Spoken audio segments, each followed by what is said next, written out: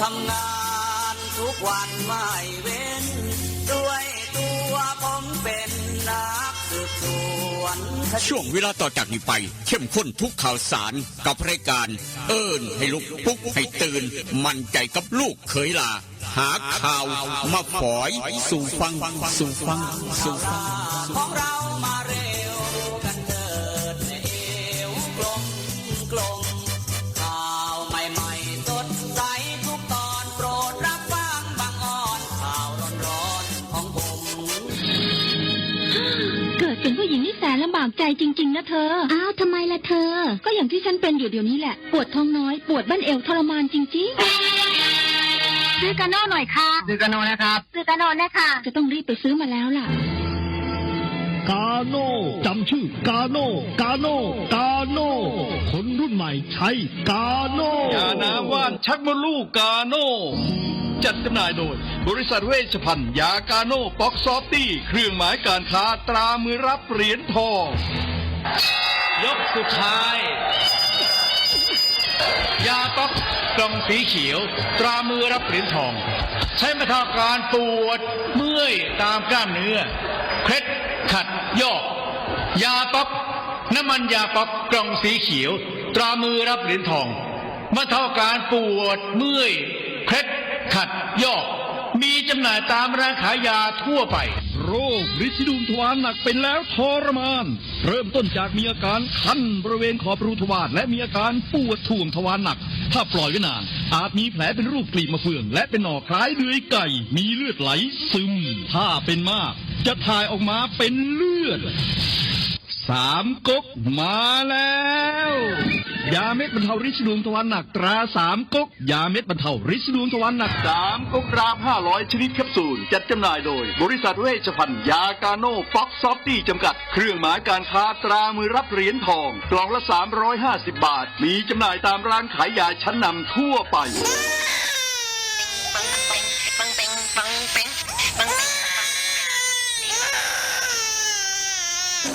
ลูกแอวลูกให้เป็นไข่ไปหาหมอช่วยด้วยช่วยห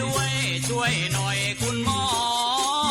ไปคลินิกนายแพทย์จามิกรหรือว่าหมอดอดใจดีตั้งอยู่ตรงข้ามกับมินิบิ๊กซีสีเชียงใหม่ไปมาหางายตรวจรักษาโรคทั่วไปเด็กผู้ใหญ่ผู้สูงอายุความดันเบาหวานตรวจน้ำตาลในเลือดโรคทางเดินอาหารทางเดินหายใจปวดกล้ามเนื้อคอกระดูกเสื่อมมีวิตามินบำรุงผิวบำรุงร่างกายบริการส่งตรวจเอ็กซเรย์คอมพิวเตอร์ตรวจคลื่นแม่เหล็กไฟฟ้าไปคลินิกนายแพทย์จามิกรตั้งอยู่ตรงข้ามกับมินิบิ๊กซีสีเชียงใหม่ตรวจดีมีมาตรฐานบริการเหมือนญาติพี่น้องเปิดบริการสู้มือต้องไปหาหมอดอดใจดีสอบถามได้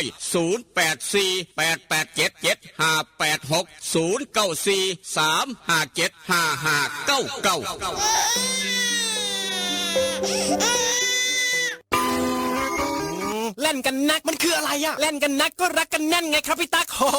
รักกันแน่นแน่นเหมือนอะไรครับพี่เหมือนเหงือกกับฟันรักกันแน่นดีใช่ก็ยาสีฟันสมุนไพรตราหมอจุฬาวันนี้ยิ่งมั่นใจปรับโฉมใหม่แต่รสชาติแน่นเหมือนเดิมด้วยสมุนไพร5ชนิดให้รักกันแน่นดีแบบนี้เล่นกันนักรักกันแน่นยาสีฟันสมุนไพรตราหมอจุฬาโฉมใหม่เยี่ยมยามถามข่าวว่าเวียกว่างานขอต้อนรับด้วยกาแฟหอมคนละจอกด้วยความหักความแพงกับกาแฟเพื่อสุขภาพดรเจคอฟฟี่ดรเจคอฟฟี่มีถังเสาของแท้จากทิเบตเฮ็ดลินจือส้มสกัดผู้ขาวแปะกล้วยผงเกากี้มีประโยชน์เพื่อสุขภาพทั้งหญิงและชายมือนี่สุขภาพเป็นเรื่องสำคัญคนดื่มกาแฟขอกาแฟต้องดื่มดรเจคอฟฟี่ดรเจคอฟฟี่มีแต่คนอยากดื่มเศร้าดื่มแหลงเพื่อสุขภาพด้วยดรเจคอฟฟี่ดรเจคอฟฟี่คนละจอกมีจำหน่ายที่ FM 96.5 เมกะเฮิรตซ์0816016232เด้อเจ้าวิทยาลัยเทคโนโลยีวิชาชีพท่าบ่อวิทยาลัยเทคโน โนโลยีวิชาชีพท่าบ่ออำเภอท่าบ่อจังหวัดหนองคายเปิดสอนหลักสูตรในระดับปวชและปวสจำนวน13สาขาวิชาเลือกได้ตามความถนัดเทคโนโลยีธุรกิจดิจิทัลการบัญชีการตลาดโลจิสติกการท่องเที่ยวการโรงแรมอาหารและโภชนาการช่างยนต์ช่างไฟฟ้าอิเล็กทรอนิกส์สถาปัตยกรรมการจัดการบริการสถานพยาบาลและการจัดการธุรกิจค้าปลีกวิทยาลัยเทคโนโลยีวิชาชีพท่าบ่ออาคารสถานที่บุคลากรพร้อมสื่ออุปกรณ์การเรียนการสอนทันสมัยมีหอพักให้มีรถรับส่งมีกองทุนกู้ยืมคนดีคนเก่งมีทุนให้มีเรียนรอดอปี1ถึงปี5ฝึกงานมีรายได้จบแล้วมีงานทำรับผู้จบม3หรือเทียบเท่าเรียนต่อปวชจบม6หรือเทียบเท่าหรือจบม7จากสปปลาวเรียนต่อปวสคิดจะเรียนต่อสายอาชีพได้เงินได้วุฒิมีงานทำต้องเรียนที่วิทยาลัยเทคโนโลยีวิชาชีพท่าบ่อสอบถามได้ดร.รัชนีดร.คำหนึ่งเลื่อนแก้ว0918630359 085-598-3107 สมัครเรียนได้ทุกวันนะคะ เรียนดีมีทักษะพละเก่งเคร่งวัฒนธรรม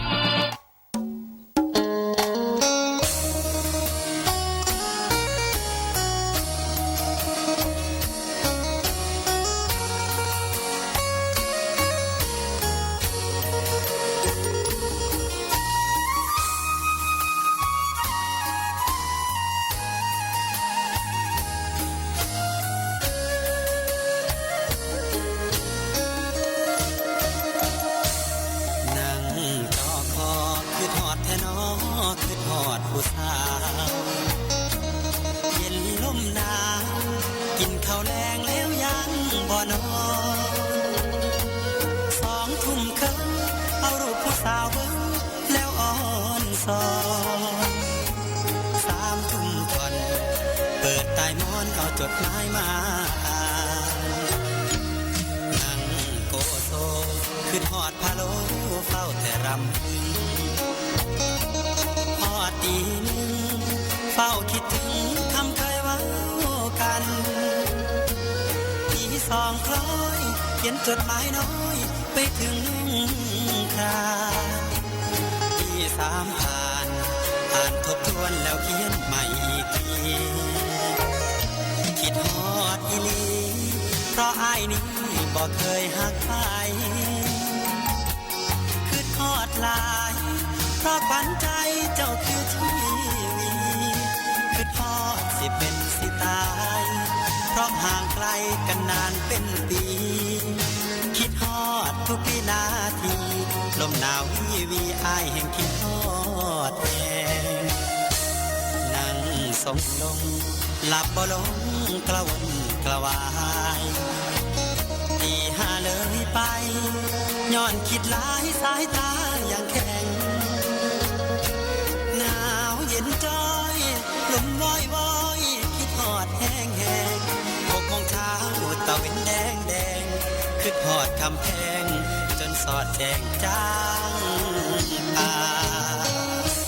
อย่านอนตื่นสาย อย่าอายทำกิน อย่ามินเงินหน่อย อย่าคอยวาสนา สุขสบายมันเสมอมันเครือเก่าครับผู้ขาลูกเคยลานามนคนทำข่าว กลับมาเว้านำผู้เจ้าดังเดิม ได้เวลาสำเนียงไม่ตู้เตรียมพร้อมเรียบร้อยครับ ได้เสื้อกันฝนได้น้ำกดน้อยถ้าอย่ามองเสลดท่องพรสวมหน้ากากกันไม่ใส่แมสล้างเมื่อได้เจียวล้างมือครับยาชราใจยากัดตกหอบเอาข้าวต่างๆครับข้าวท่าหอนซ้อนใจข้าวบุญข้าวการข้าวงานที่พี่น้องบอกกันก็มาแจ้งกันเข้ามาได้ขาตุเทกยางโปกเป๊กโปกเปกลมจิตตมมาพร้อมท่ามกลางอุณหภูมิเศร้ามื้อนี้บ้านเฮาสีชมัยเวียงจันทร์โอกาสฝนตกซ้ำกันครับโอกาสฝนตกเนี่ยามมาเศร้า 18% พี่น้อง 18% มีเมฆเป็นส่วนมากอุณหภูมิ26 องศาครับ26 องศาเซลเซียสเดินทางไปใส่มาใส่เตรียมห่มไปพร้อมเตรียมเสื้อกันฝนไปนำช่วงค่ำช่วงบ่ายช่วงค่ำครับโอกาสฝนตกถึง 40% ครับ 40% แล้วก็รอบดึกประมาณ 4 ทุ่ม 95% ประมาณนั้นตั้งแต่เช้าก็มีฝนครับริมมาลอกปอกแปกบางมองกระตกบางมองบ่ตก อากาศเปลี่ยนแปลงกันอยู่ตลอดเวียงจันทร์ศรีชมัยอุณหภูมิซ้ำกัน26องศาโอกาสฝนตก 18% ยามมื้อเช้าเอาละครับเป็นจะได้กระยากระตามลูกขดามมากคือเก่านอกจากไฟมอดบริมาครับไฟมอดไฟดับบริมาถ้าไฟปกติฟ้าบ่ห้องมาคือเก่าเฝ้ามานั่งเว้านั่งจากทางห้องทรง96.5เสียงจากบ้านหม้อแดนสยามรายงานโตอย่างเป็นทางการมาพร้อมกับกาโน่ปอกสบู่ซับตี้ยาทายพยาธิไวซุนิก3กกดาบ500แบบแคปซูลกินง่ายพี่น้องเป็นฤทธิ์สิหลวงทวารอย่ามองขาม3กกดาบ500แบบแคปซูลกินง่ายทุกร้านขายยาทางเวียงจันทร์หาซื้อง่ายครับทุกร้านขายยาทางเวียงจันทร์มีจำหน่ายขายกันมีขายทุกร้านขายยาแวะเข้าไปถามหาโลดเวชภัณฑ์ยากาโน่ปอกสอบที่จำกัดบ่ว่ากาโน่บ่ว่าปอกบ่ว่าสบู่ซับตี้ยาทายพยาธิไวซุนิก3กกดาบ500แบบแคปซูลกินง่ายแม้กระทั่งพี่น้องกินสุกๆดิบๆกินก้อยกินลาบก้อยปูก้อยปลาก้อยปลาขาวยานเป็นพยาธิอย่าลืมกำจัดออกไปอย่าปล่อยไว้อย่าเลี้ยงไว้ด้วยยาทายพยาธิไวโซนิก3คำจำไว้แม่นเป็นฤทธิ์สิหลวงทวารต้อง3กกดาบ500แบบแคปซูลกินง่ายทุกร้านขายยามีขายแต่ว่าคันอยากได้ยาสีฟันหมอจุฬากาแฟดรเจบ่ต้องขึ้นยากจังหน่อยอยู่ห้านขายยาใสสะอาดตลาดแรงหนองด้วงศูนย์ใหญ่ของยาสีฟันหมอจุฬากาแฟดรเจโยหันแต่ว่าคันอยากได้คำจากเสียนน้อยเสียนใหญ่แหวนวงน้อยวงใหญ่พี่น้องหูจักดีเป็นยังบ่ต้องขึ้นยากไปเอาวิสัยครับห้านขายคำแม่กองแพงคำผิวตลาดเศร้านครหลวงอยากได้น้ำปลาแดกแซ่บนัวคั่วยิ้มพุ่งแห้งง่ายคักพอข้าไม่ขายแค่กดโทรศัพท์ไปเบอร์นี้ผู้จัดการใหญ่น้ำปลาแดกแซ่บนัวคั่วยิ้มพุ่งกำลังขายดิบขายดีครับกำลังขายดิบขายดีจนเฮ็ดน้ำบ่ไหวจนเฮ็ดน้ำบ่ทันครับนี่คือน้ำปลาแดกที่กำลังขายดีที่สุดฟรีเวอร์ที่สุดอีกต่างหากน้ำปลาแดกแซ่บนัวคั่วยิ้มพุ่งครับเบอร์โทรศัพท์เบอร์นี้ครับ552 552 พี่น้องเวียงจันทร์พ่อบ้านแม่บ้านเอื้อยอ้ายหรือว่าร้านค้าร้านขายร้านตำหุงร้านขายลาบขายก้อยหรือว่าพ่อค้าแม่ค้าอยากเอาไปจำหน่ายขายอยู่เงื่อนเจ้าของบ้านเจ้าของสั่งได้โทรได้552ครับ552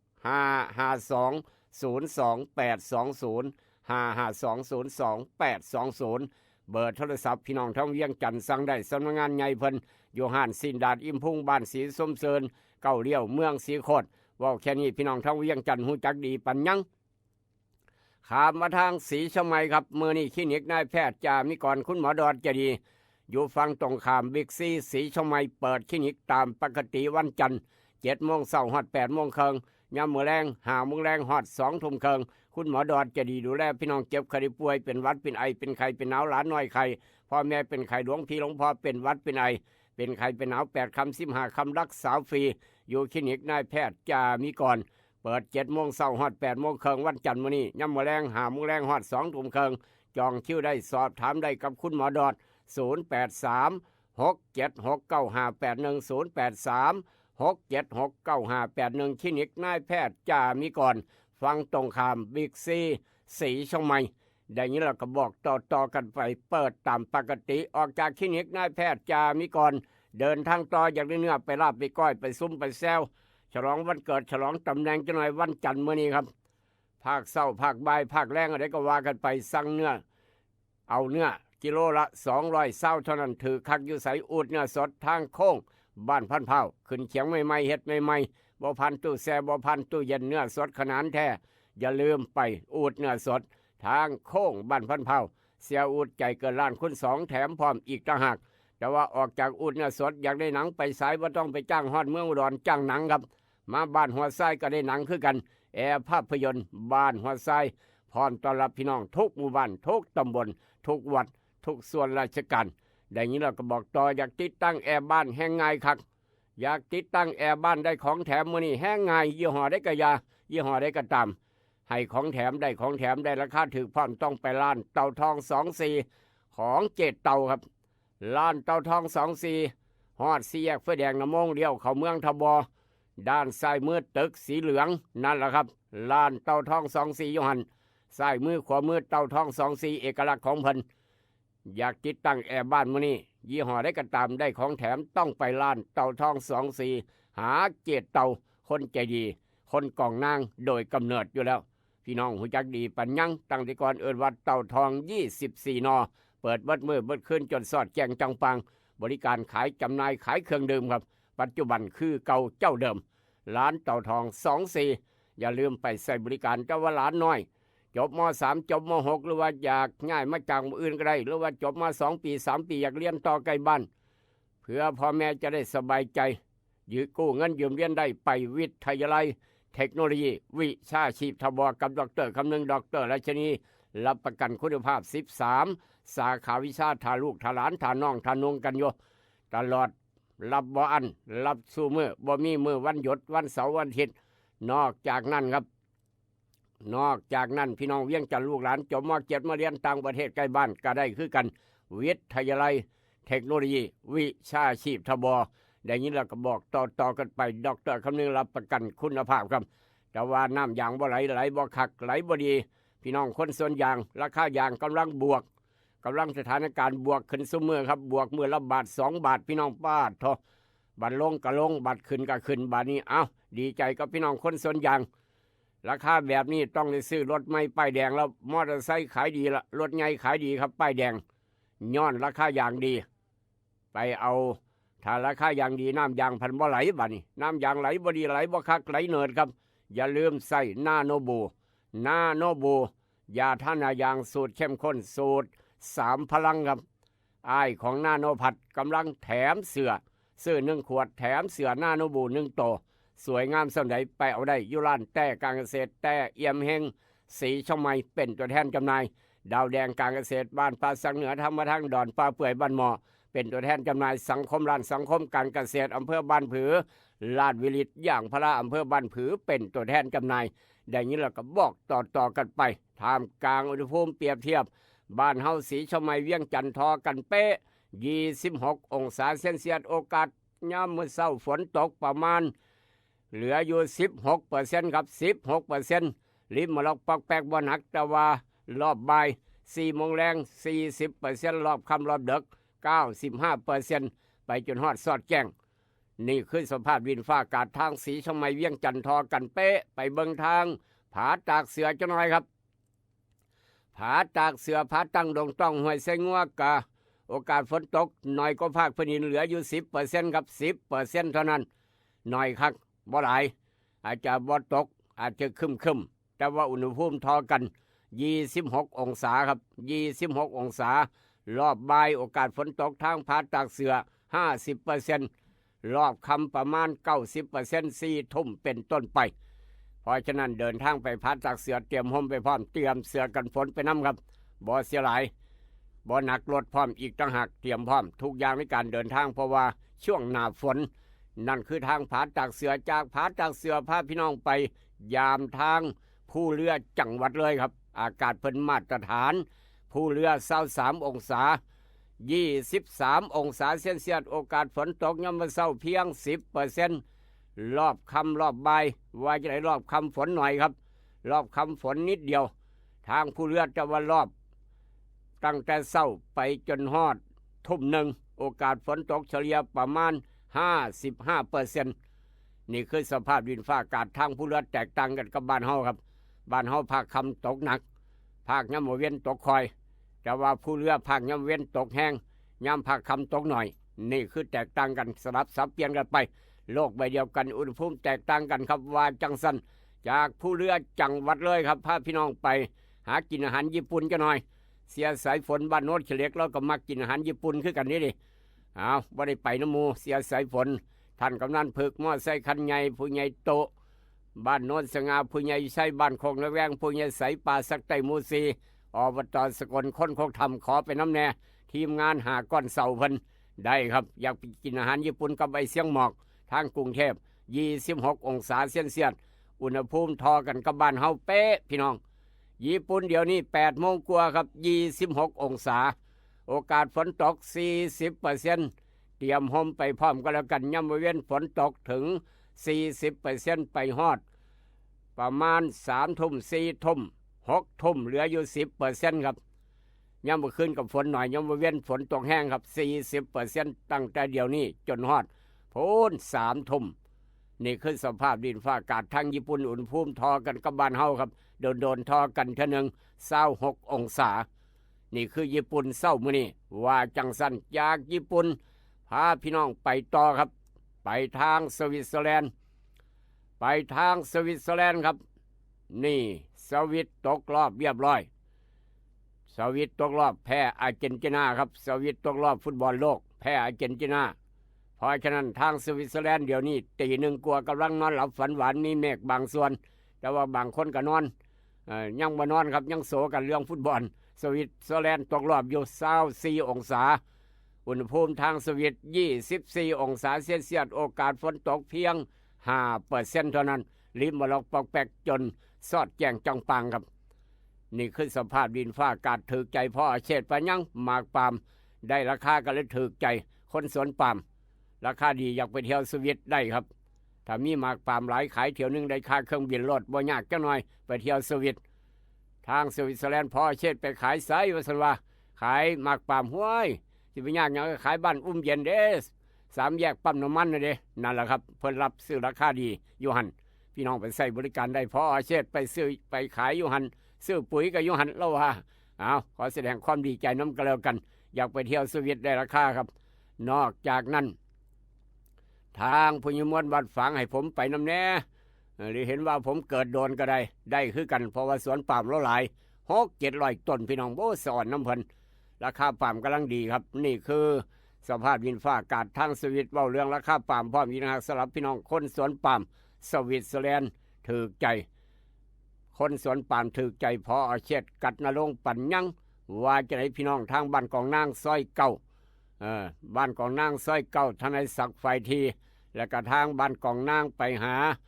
บ้านปากมางครับถนนริมโขงเสียอดิศักดิ์เฮาปั่นจักรยานไปตลอดเสาร์อาทิตย์เพิ่นว่าเว้ากันตลอดกับเสียใหญ่บ้านกองนางซอยเก่ากับเสียอดิศักดิ์เฒ่าแก่ใหญ่ระหว่างบ้านกองนางกับไปฮอดบ้านปากมางครับนี่ขึ้นฮอดขึ้นถึงอยู่เด้อขึ้นฮอดขึ้นถึงเสียอดิศักดิ์กับคนใจบุญครอบครัวใจบุญขออนุญาตเดินทางต่อออกจากสวิตเซอร์แลนด์ลืมบ่ได้พาพี่น้องไปเที่ยวเสียงขวางครับเสียอดิศักดิ์หรือว่าทางพี่น้องบ้านกองนางเสื้อเก่าทีมงานครับปั่นจักรยานไปเที่ยวเสียงขวางเสาร์มื้อนี้พาเสียอดิศักดิ์ไปเที่ยวเสียงขวางจังหน่อยครับเสียงขวางเสาร์มื้อนี้อากาศเพิ่นมาตรฐานอยู่แล้ว19องศาเซลเซียส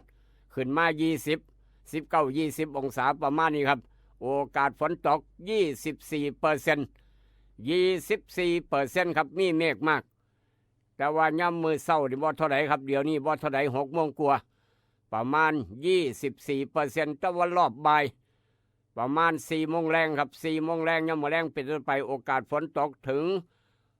60%ไปจนฮอดค่ำคอยลงจนสอดแจ้งประมาณนั้นสรุปแล้วมีฝนไปเสียงขวางเตรียมห้อมไปพร้อมเตรียมเสื้อกันฝนไปนำครับโลกใบเดียวกันอุณหภูมิแต่ละจุดแต่ละหม่องแตกต่างกันบ่คือกันเอามาเว้าสู่กันฟังประจำเช้าวันที่13เดือนกรกฎาคมพุทธศักราช2569ตรงกับวันจันทร์แรม14ค่ำเดือน8ปีมะเมียครับตำรับตำราพ่อแม่ครูบาอาจารย์เลิกงามยามดีมื้อนี้บอกว่าจะไหน13กรกฎาคมมื้อนี้13กรกฎาคมครับถือว่าโลกาวินาศห้ามทำการมงคลเมื่อนี้ครับเมื่อนี้มืออื่น13-14 2 มื้อต่อกันห้ามทำการมงคลทุกอย่างทุกแนวเลิกบ่ดีครับโลกาวินาศนี่คือตำราว่าไว้ลูกขลาบอกต่อแต่ว่าวันพุธที่15พี่น้องอยากขึ้นเฮือนใหม่ขึ้นบ้านใหม่ดีปัญญังครับย้ายมองอยู่ไม่ดีออกรถใหม่ป้ายแดงมอไซค์รถใหญ่ดีกู้ยืมเงินดียิ่งนักแลเป็นเลิกขึ้นบ้านใหม่ขนาดแท้ย้ายมองอยู่ไม่ย้ายจากห้องแถวมองนี้ไปอยู่มองหันทำเลดีเนี่ยนะครับการค้าการขายคึกคักธุรกิจใจดีเพิ่นว่าขึ้นบ้านใหม่ดีปัญญังวันพุธเลิกขึ้นบ้านใหม่ครับเพราะฉะนั้นพี่น้องอยากขึ้นเฮือนใหม่ขึ้นบ้านใหม่วันพุธที่15เด้อวางแผนบอกพี่น้องได้ประมาณนั้นเอามาเว้าสู่กันฟังเสื้อบ่เสื้อเป็นอีกเรื่องหนึ่งไม่เชื่ออย่าลบหลู่แต่ว่าหลานชายหลานสาวคลอดมาเมื่อคืนลืมตาบุโลกตั้งแต่6:01 ถือว่าเกิดวันจันทร์ตั้งแต่6:01 เป็นจนมาจนฮอดเดียวนี้ครับ ดวงวาสนาของหลานชายหลานสาวว่าจะได้เท่าเฮืองเท่าหมอนเอามือลงยังบ่ได้หลานนโม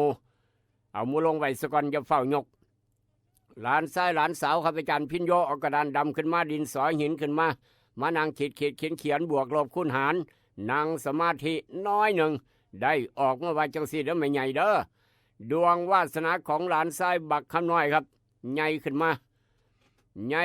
จะเป็นคนมีความสุขกายสบายใจครับแต่ว่ามีโรคภัยไข้เจ็บเบียดเบียนอยู่ตลอดมีกำลังใจที่เข้มแข็งมีปฏิภาณในความรู้ต่างๆรอบตัวจะเป็นคนมักอิสระใช้ชีวิตอยู่ในสังคมและกับเพื่อนฝูงหมู่พวกซักจูงได้ง่ายหมู่จูงไปทั้งไหนกับไปใหญ่ขึ้นมาปีกล้าขาแข็งหลานชายผู้นี้จะต้องออกทำมาหากินด้วยลำแข้งของเจ้าของเองเพิงผู้ใดก็บ่ได้จะได้เป็นที่เพิงของญาติพี่น้องคบคนใกล้ชิดเสมือนญาติมักคบหมู่ที่มีฐานะดีเป็นผู้มีศิลปะวิชาการต่างๆก็เลยบ่ค่อยห่วงสุขภาพเจ้าของปานใดการเจ็บไข้ป่วยบ่ห่วงครับปาดเปรียวเขี้ยวคล่องว่องไวมีชื่อเสียงยิ่งนักแลนั่นคือดวงวาสนาของหลานชายบักคำน้อยครูบาอาจารย์บอกไว้ว่าจังสั้นดวงวาสนาสำหรับพี่น้องบ้านเฮาเจ้าคอยได้หลานสาวครับได้หลานสาวได้อีกน้อยครับใหญ่ขึ้นมาเป็นคนรูปร่างสันทัดปานกลางนี่ครับปานนี่สันทัดปานกลางรูปร่างหน้าตาดีครับผิวคำในตาบอกความแววฉลาดดวงตาบอกแววฉลาดตั้งแต่น้อยหูจักรับผิดชอบดีปัญญังถึงเวลายามเป็นสาวครับวัยสาวจะเป็นผู้หญิงที่เข้มแข็งยิงไว้โตไว้ศักดิ์ศรี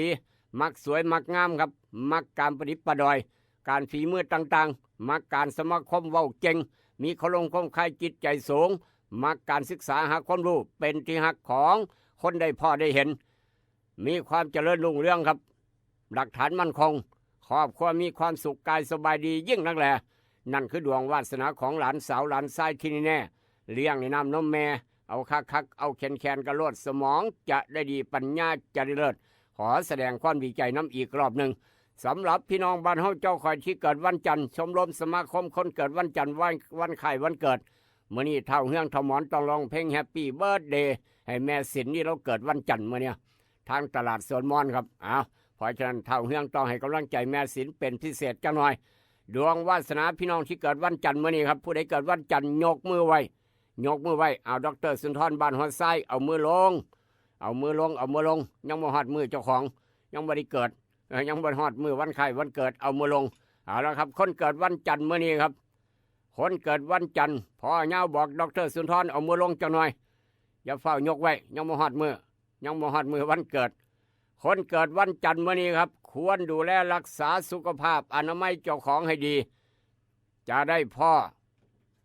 อหมอดีและก็ยาดีครับเมื่อนี้คนเกิดวันจันทร์ถ้าเจ็บไข้ได้ป่วยจะได้พ่อหมอดียาดีพร้อมนี่คือคนเกิดวันจันทร์เจ็บป่วยบ่โดนก็จะหายครับ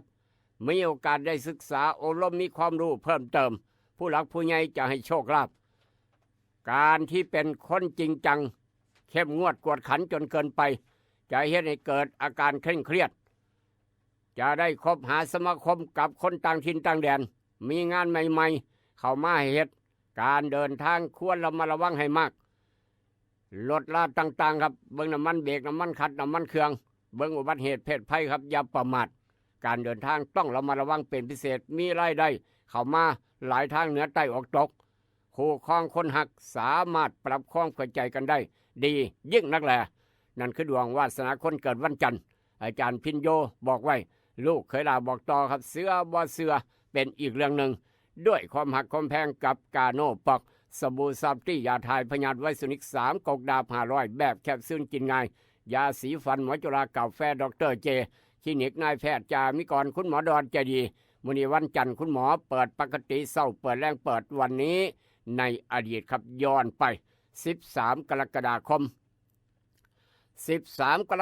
มปีพุทธศักราช2452ครับ2452มื้อนั้นปีนั้น13 กรกฎาคมในหลวงพระบาทสมเด็จพระจุลจอมเกล้าเจ้าอยู่หัวครับรัชกาลที่5ในหลวงรัชกาลที่5ครับแค่เฮาเกิดมารุ่นอาจจะบ่เห็นครับอาจจะบ่เห็น ผู้ใหญ่ม้วนบ้านฝางเราเกิดแล้วเราอาจจะหูจักดีไปยังผู้ใหญ่ม้วนบ้านฝางเราเกิดหลายรอบครับย้อนคนเฮ็ดบุญมาตลอดเมื่อนั้นปีนั้นครับ13 กรกฎาคม 2452หนุ่มน้อยกระดานดำไปสอกก็ยังบ่เกิดจักรพันธ์ข้าเขาก็ยังบ่เกิดคือกันในหลวงรัชกาลที่5ครับได้ประกาศพระบรมราชโองการโปรดเกล้าให้กรมสุขาภิบาลพี่น้องให้กรมสุขาภิบาลครับเอาน้ำมาใส่ในพระนครคำว่าพระนครคือเอาน้ำมาใส่ในกรุงเทพในพระนครครับตามแบบอย่างที่สมควรแก่ผู้มีประเทศโดยให้เฮ็ดจัดหาน้ำ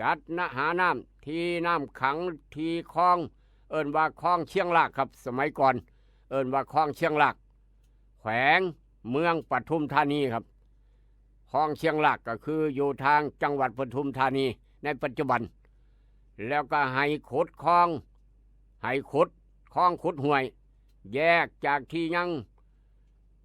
น้ำเป็นทางน้ำครับขุดคลองแยก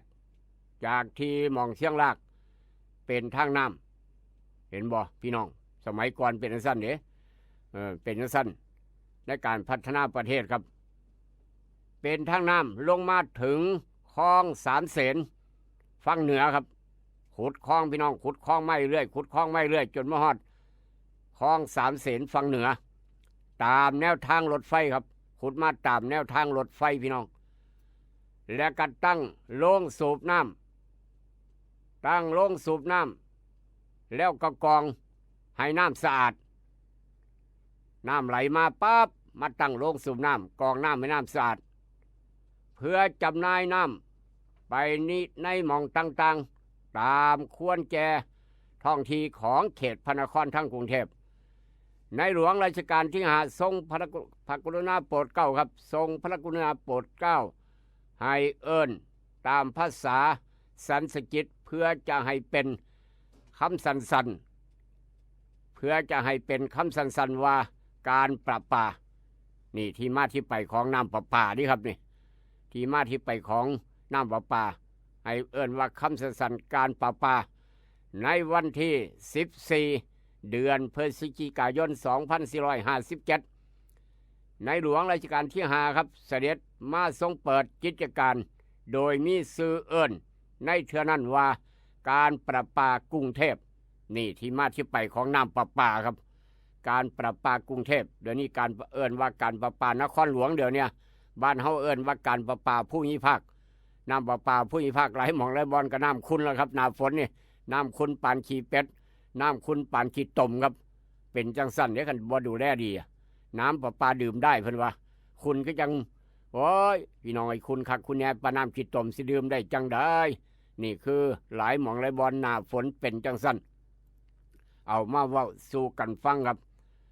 นี่คือคำว่าที่มาที่ไปน้ำประปาครับการประปากรุงเทพมีกรมสุขาภิบาลกระทรวงนครบาลเป็นผู้รับดูแลรับผิดชอบดำเนินงานครับกิจการประปาได้ก้าวหน้าขึ้นเป็นลำดับจากที่เคยจำหน่ายเฉพาะในเขตกรุงเทพได้ขยายการจำหน่ายไปยังฝั่งธนบุรีครับต่อมาได้มีการรวมและโอนกิจการประปาไฟฟ้าให้เป็นรัฐวิสาหกิจโดยรัฐบาลได้ออกพระราชบัญญัติการประปานครหลวงให้โอนกิจการประปากรุงเทพการประปานนทบุรีการประปาเทศบาลนครธนบุรีครับและประปาเทศบาลสมุทรปราการรวมเป็นกิจการเดียวกันเอิ้นว่าการประปานครหลวงนี่คือที่มาที่ไปครับเป็นจังสั้นเอามาเว้าสู่พี่น้องฟังครับที่มาที่ไปของคำว่าเมื่อกำเนิดเกิดคำว่าน้ำประปาหรือว่าการประปา13 กรกฎาคม 2452วันนั้นในอดีตเป็นข้อมูลรอบโตสำหรับนักเรียนนักศึกษาจำไว้บ่เสียหลายครับเอามาเว้าสู่ฟังแต่ว่าเมื่อนี้ปัจจุบันน้ำบ่ไหลไฟบ่สว่างหนทางบ่ดีว่ากันเข้ามาแจ้งกันเข้ามาทุกหมู่บ้านทุกตำบลน้ำประปาคุณน้ำประปาบ่ไหลน้ำประปาคุณคือจังน้ำข้าวมั่วคือจังน้ำขี้ตมก็ว่ากันเข้ามาครับ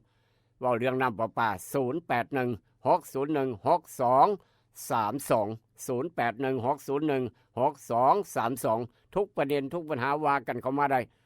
ถ้ามีข่าวด่วนหรือว่าอยากขายสวนผลไม้แล้วไม่เอิ้นคนไปซื้อซอยก็ว่ากันเข้ามา0816016232ครับต้องขอบคุณไปทางโพนครับผู้ใหญ่สาย YouTube บ้านดอนขนุนผู้ใหญ่สาย YouTube บ้านดอนขนุนเอาหมากเงาะมาฝากทีมงาน96.5ลูกเคยด่าครับเอามาเงาะมาฝากเมื่อวานเมื่อก่อนนี่หูจักแล้วว่าเจ้าของหมากเงาะคือผู้ใหญ่สาย YouTube บ้านดอนขนุนครับเรามีสวนหมากเงาะบ่หน่อยบ่หลายแต่ว่าหมากเงาะนี่กรอบแซ่บขนาดโอ้หอมกรอบแซ่บกินง่ายครับโทหมากเงาะแซ่บทั้งบ้านดอนขนุนของผู้ใหญ่สาย YouTube บ้านดอนขนุนมีบ่หลายดอกมีพอได้กินเพิ่นว่ามีพอได้เอามาฝากหมู่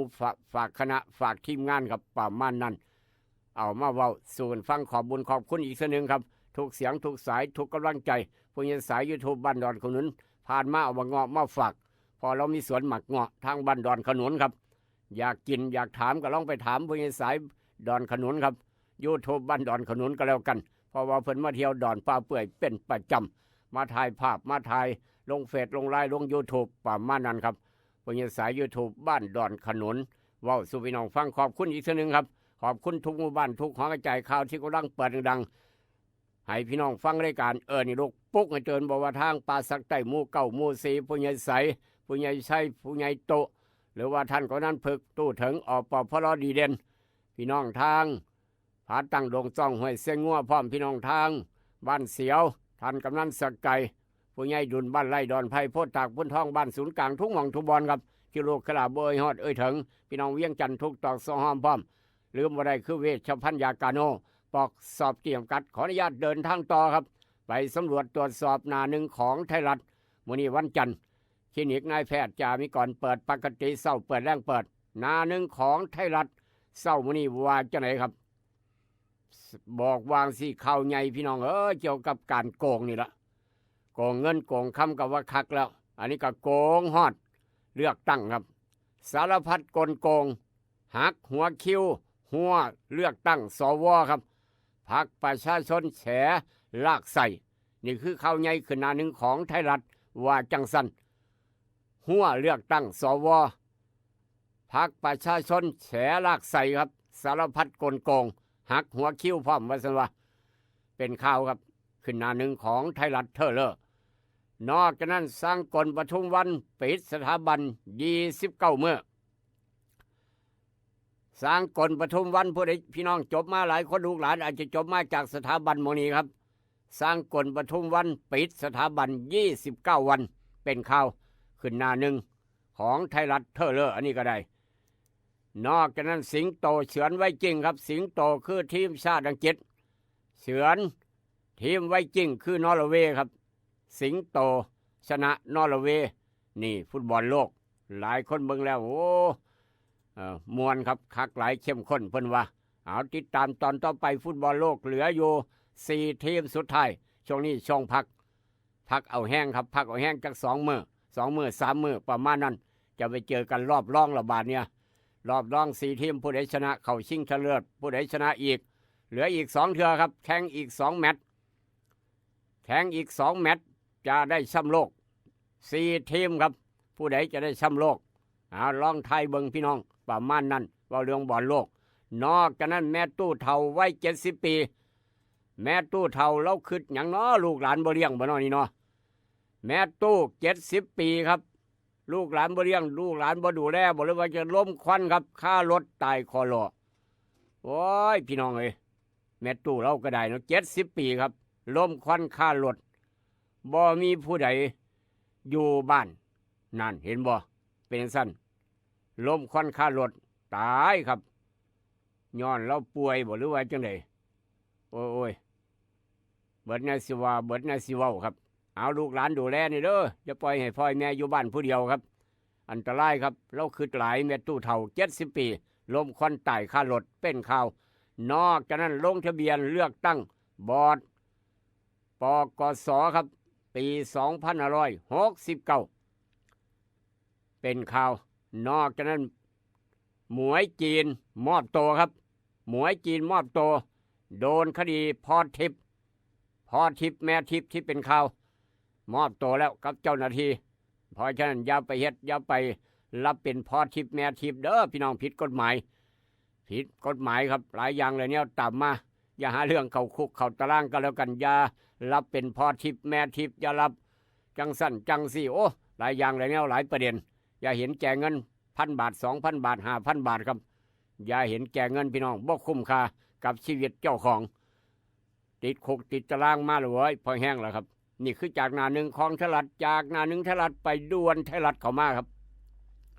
ลมหายใจจากความตายแขนข้อทุกบัดยางพี่น้องเอ้ยในกรุงเทพเมืองหลวง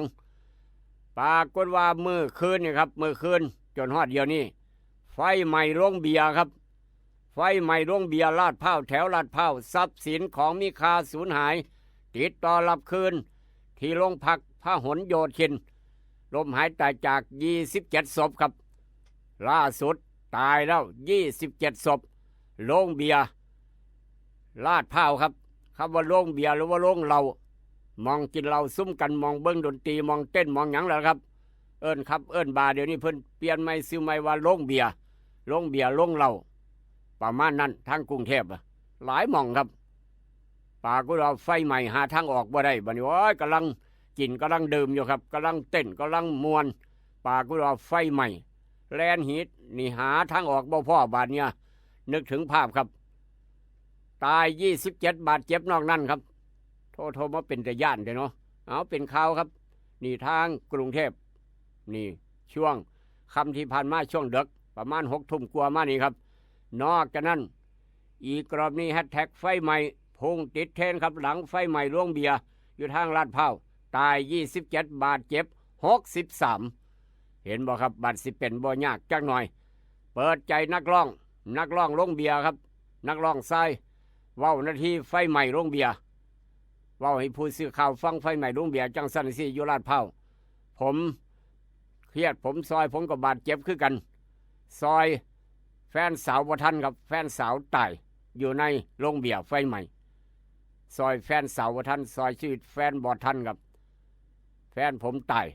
นี่คือนักร้องนี่ครับนี่เป็นข่าวเพราะฉะนั้นยอดเจ็บยอดตายไฟใหม่โรงเบียร์อยู่ลาดพร้าวอยู่ระหว่างพิสูจน์อัตลักษณ์อีกต่างหากโอ้ยพี่น้องกองกันเอเล่ไฟใหม่ร้านโรงเบียร์อยู่ลาดพร้าวเป็นข่าวใหญ่ครับบ่มีหยังเกินเป็นประวัติศาสตร์อีกแบบหนึ่งแล้วเพราะฉะนั้นลูกหลานมักไปครับไปเที่ยวครับเที่ยวบาร์ไปกินเหล้าอยู่โรงเบียร์โรงหยังกะยาละบอกว่าย่ำมาคำย่ำมาขึ้นอยู่จังหวัดใดก็ตามครับถามว่าทางออกอยู่ใส่ถ้าไฟใหม่มาปั๊บพี่น้องจะแลนออกไปทางใดคนหลายพื้นที่มันแคบหลีกเลี่ยงเส้นทางบริเวณนาแยกลาดพร้าวครับไฟใหม่โทประมาณตีสามกลัวครับตีสามกลัวครับไฟใหม่เป็นข่าวเมื่อคืนนี่ครับเนี่ยก่อนจะแจ้งไปเดี๋ยวนี้กำลังตรวจสอบผู้รอดตายครับคนรอดตายบอกว่าหน้าที่รอดตายเกิดไฟใหม่ขึ้นอยู่ด้านหน้าเวทีครับเกิดเปลวเพลิงขึ้นอยู่หน้าเวทีลามมาที่ประตูทางออกโอ้โหครับจักหยังเป็นหยังวันซอเมื่อไฟไหม้แล้วทรัพย์สินทุกอย่างทุกแนวโทรศัพท์กล่องจึมเบิ่มจักเป็นของไผแน่ติดต่อรับคืนอยู่ทางโรงพักพหลโยธินนี่คือข่าวด่วนกันเข้ามาของทางกรุงเทพไฟใหม่โรงเบียร์ครับลมหายใจจาก27ศพบาดเจ็บนอกนั้นที่เป็นข่าวติดตามตอนต่อไปมีลูกมีหลานบ้านเฮาบ่ไปหาเที่ยวหากินเหล้าในโรงเบียร์นี่ครับอันตรายคักเฮ้ยบ่มาเป็นย่านหาทางออกก็บ่พอโรงเบียร์โรงเหล้าเพิ่นตั้งชื่อซั่นนี้ทางกรุงเทพทางบ้านเฮาว่าจังได๋ระมัดระวังนี่เด้อสำหรับคนมักเที่ยวหาอยู่หากินยามมื้อคืนครับเที่ยวหาอยู่หากินยามมื้อคืนให้ระวังจักหน่อยมอสเหล้าเมายามมื้อคืนให้ระวังครับอย่าประมาทชีวิตและทรัพย์สินก็แล้วกันจากไทยรัฐทุกทิศทั่วไทยเกี่ยวกับไฟใหม่ไปทางไปยามถ้ำครับลืมบ่ได้เช้ามื้อนี้เช้าวันจันทร์ไปยามถ้ำจักหน่อยต่างประเทศว่าจังได๋ต่างประเทศไปยามถ้ำว่าจังได๋ครับสหรัฐเปิดฉากนั่นมาแล้ว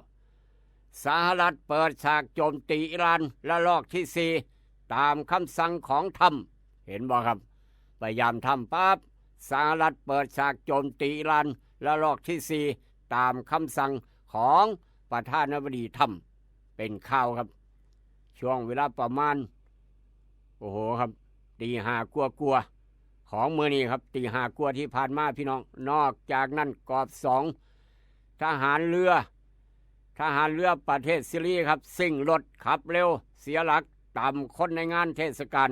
ตาย6บาดเจ็บ7มุนเอเล่รถกับหัวหยอออดปอดย้อนขับเร็วครับสลดเวเนซุเอลาครับประเทศเวเนซุเอลาเหยื่อแผ่นดินไหวพุ่ง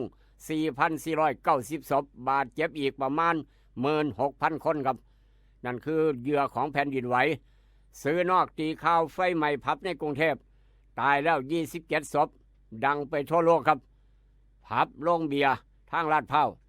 ซื้อนอกตีข่าวใหญ่ไฟใหม่ผับในกรุงเทพฆ่าแล้ว27 ศพจักไผเป็นไผโอ้ยสิเป็นคักพี่น้องเอ้ยข่าวเศร้ามื้อเนี่ยทางกรุงเทพเมืองหลวงครับลูกหลานผู้ใดเฮ็ดเวียกเฮ็ดการเฮ็ดงานบ้านเฮาอยู่แถวนั้นก็ลองถามเบิ่งอิหร่านเผยสหรัฐโจมตีดับ1บาดเจ็บ2เกิดระเบิดทางเกาะเกตครับเกาะเกตเป็นข่าวด่วนกันเข้ามาพม่าแจ้งอาเซียนองซานซูจียังแข็งแห้งดีครับและก็ได้รับการดูแลอย่างดีนี่ทางผู้นำพม่าแจ้งอาเซียนบอกว่าองซานซูจียังแข็งแรงดีร่างกายดีและได้รับการดูแลอย่างดีประมาณนั้นนี่คือต่างประเทศเช้าวันนี้เอามาเว้าสู่กันฟังจากไทยรัฐยกง่ายๆไปทางเดลินิวครับเดลินิวหน้าหนึ่งว่าจะแน่ขึ้นหน้าหนึ่งเทเลอร์ว่าจังซี่ประจำเช้าวันที่13วันจันทร์มื้อนี้หน้าหนึ่งของเดลินิวครับท้องถิ่นถอยเลิกแผนซอบใส่เงินกู้เส้นสิริกัญญาลากใส่เป็นข่าวนอกจากนั้นเอกวิทย์ยันบ่ตั้งใจรับผิดขอโทษแอมีนาครอบครัวครับนายกอนุทินถกมหาดไทยครับ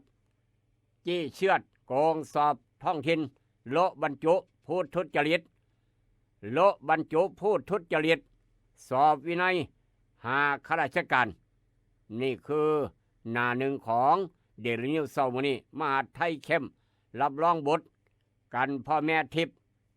300ครับยายมีพ่อแม่ตัวพ่อแม่ทิพย์พ่อแม่จังสั่นจังซี่โอ้โหครับอย่าไปรับจ้างเด้อพี่น้องบ้านเฮาเจ้าข่อยอย่ารับจ้างเป็นพ่อเป็นแม่ครับอันตรายคักแล้วก็เจ้าหน้าที่บ้านเฮาก็อย่าไปรับเฮ็ดแนวจังซี่ครับบ่คุ้มค่าอนาคตเบิดอนาคตนอกจากนั้นยิ่งโหดค่างานบวชไปงานบวชก็ไปฆ่ากันตายใส่งานบวชเพิ่นเบิดแน่สิว่าอันนี้ก็ได้ยากไปทุกรูปแบบครับแต่ว่าข่าวใหญ่ของบ้านเฮามื้อนี้คือไฟไหม้โรงเบียร์ผู้คนลูกหลานไปกินเหล้าเมายาไปเที่ยวครับเที่ยวบาร์เที่ยวกินเหล้าอยู่โรงเบียร์ทางลาดพร้าวตายบาดเจ็บนอกนั้นถือว่าข่าวใหญ่ช่วงกำลังจะแจ้งมื้อนี้ครับช่วงตี 1 ตี 2 ตี 3มาตี 4โอ้โหกินคักกินแน่เอามาเว้าสู่กันฟังนี่คือข่าวต่างๆจากหน้าหนึ่งของไทยรัฐเดลินิวเช้ามื้อนี้อันใดดีมีประโยชน์นำไปคิดนำไปใช้อันใดบ่ดีเอาไปทิ่มลงแม่น้ำโขงพักน้อยหนึ่งเดี๋ยวกลับมาพอกันกับอาหารสมองยามมื้อเช้ายกต่อไปยกที่2กับกาโนยาสีฟันหมอจุฬาครับ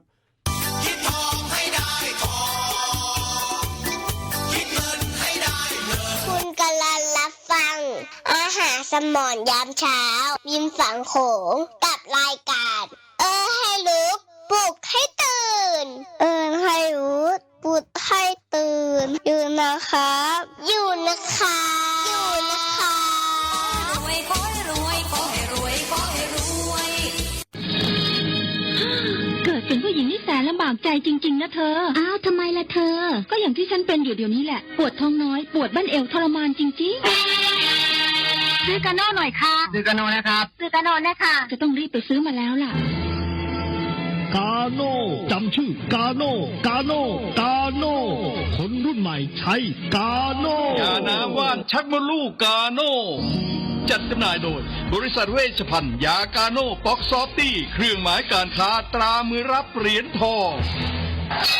ยกสุดท้ายยาป๊อกกล่องสีเขียวตรามือรับเหรียญทอง ใช้บรรเทาการปวดเมื่อยตามกล้ามเนื้อเคล็ดขัดยอกยาป๊อกน้ำมันยาป๊อกกล่องสีเขียวตรามือรับเหรียญทองบรรเทาการปวดเมื่อยเคล็ดขัดยอกมีจำหน่ายตามร้านขายยาทั่วไปโรคฤทธิ์ดุมทวารหนักเป็นแล้วทรมานเริ่มต้นจากมีอาการคันบริเวณขอบรูทวารและมีอาการปวดท่วงทวารหนักถ้าปล่อยไว้นานอาจมีแผลเป็นรูปกลีบมะเฟืองและเป็นหน่อคล้ายเดือยไก่มีเลือดไหลซึมถ้าเป็นมากจะถ่ายออกมาเป็นเลือดสามก๊กมาแล้วยาเม็ดบรรเทาฤทธิ์ดวงทวารหนักตราสามก๊กยาเม็ดบรรเทาฤทธิ์ดวงทวารหนัก3 ก๊กราม500 ชนิดแคปซูลจัดจำหน่ายโดยบริษัทเวชภัณฑ์ยากาโน่ฟ็อกซอฟตี้จำกัดเครื่องหมายการค้าตรามือรับเหรียญทองกล่องละ350 บาทมีจำหน่ายตามร้านขายยาชั้นนำทั่วไปแซ่บนัวมีไว้ในครัวของพี่น้องเลี้ยวบอน้ำปลาปรุงรสแซ่บนัวครัวอิ่มพุงแซ่บนัวครัวอิ่มพุงน้ำปลาปรุงรสแซ่บนัวครัวอิ่มพุงมี2สูตรน้ำปลาแซ่บนัวครัวอิ่มพุงสูตรแซ่บคูณ2ฟ้าสีส้มใส่ตำมักหุงตำมั่วตำซั่วตำถาดตำสารพัดตำแซ่บห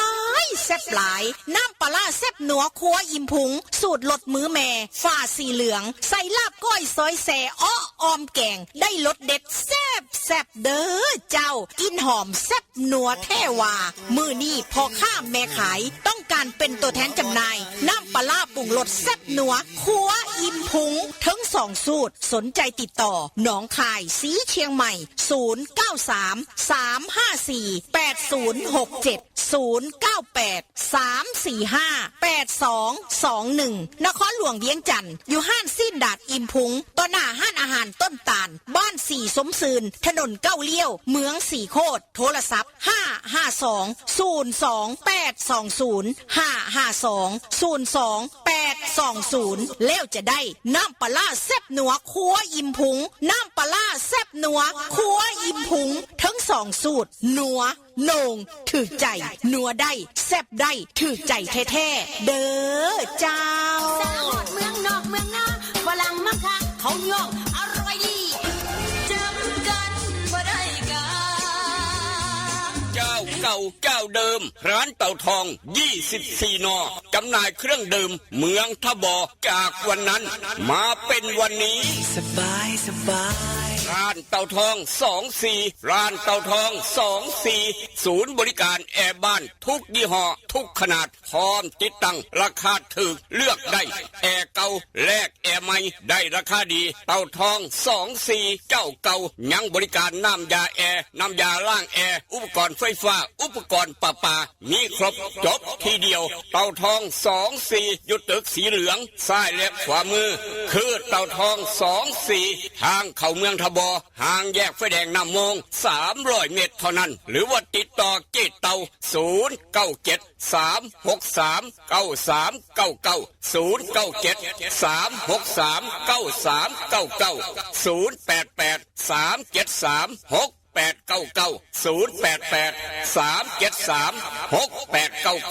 โดยเจ๊เต่า24 นอเจ้าเก่าเจ้าเดิมขายเครื่องดื่มพร้อมเต็มที่เต็มใจอยากติดตั้งแอร์บ้านมื้อนี้ได้ของแถมต้องไปร้านเต่าทอง24โดยเจ๊เต่าเมืองทบเปิดบริการทุกวัน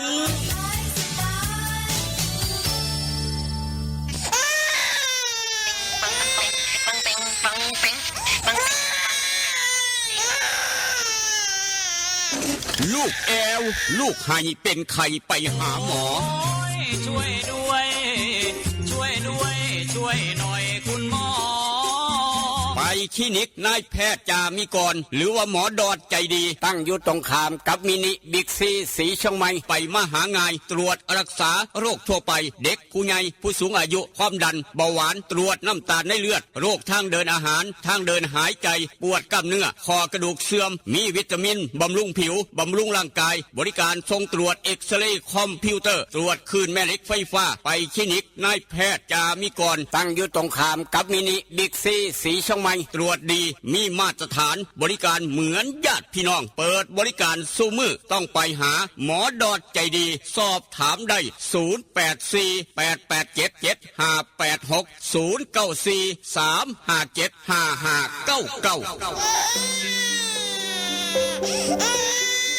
นั่นแหละครับลูกหลานไข่ให้แอลเป็นวัดเป็นไอเป็นไข่เป็นน้ำมื้อนี้วันจันทร์ครับคุณหมอดอดเปิดคลินิกตั้งแต่เช้า7 โมงเช้าฮอด8 โมงครึ่งยามมื้อแลง5 โมงแลงฮอด2 ทุ่มครึ่งนายแพทย์จามิกรคลินิกเพิ่นตั้งอยู่ฝั่งตรงข้ามบิ๊กซีสีช่องใหม่ครับไปมาหาง่ายจองคิวได้ปรึกษาได้สอบถามได้ภาคเช้าภาคแรงจองก่อนได้ตรวจรักษาก่อนครับอยากขอใบรับรองแพทย์ไปสมัครงานอยากฉีดวัคซีนป้องกันไข้หวัดใหญ่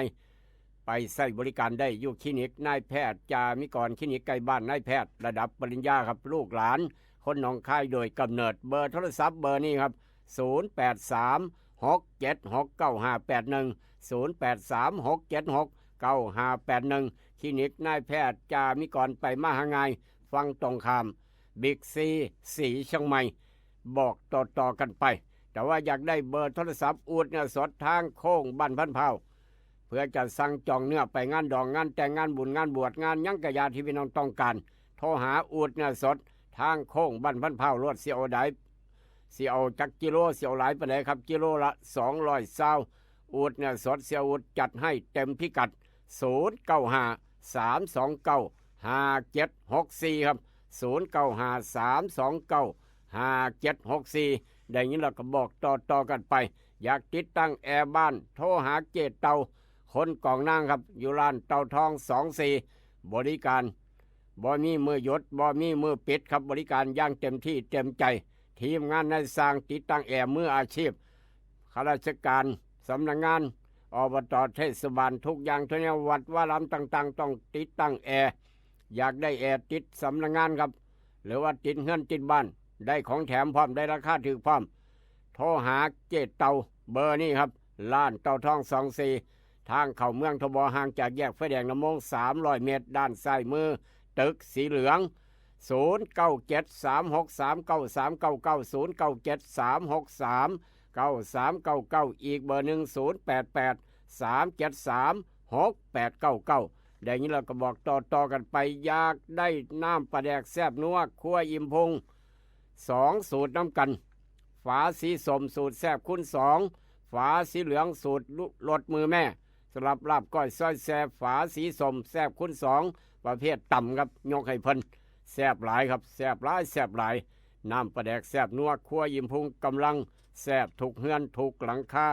ทุกหมู่บ้านทุกตำบลทุกตอกซองหอมทั้งเวียงจันทน์ทุกเมืองทุกแขวงพร้อมอีกต่างหากกำลังขายดิบขายดีครับพี่น้องเวียงจันทน์โทรเบอร์นี้ครับอยากได้น้ำปลาแดกแซ่บนัวครัวอิ่มพุงไปจำหน่ายขายกันเอาไปกินอยู่เฮือนอยู่บ้าน552022820พี่น้องทาง